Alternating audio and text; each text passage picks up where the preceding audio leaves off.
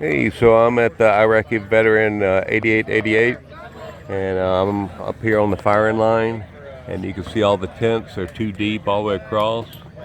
Um, and then the range is right here, so there'll be plenty of full auto everywhere.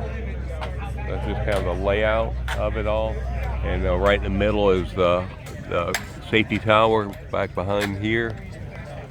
So a lot of different manufacturers are here and reps, and different companies are represented. So it's a lot of fun. Got a lot of swag already to give out. So we'll keep you posted.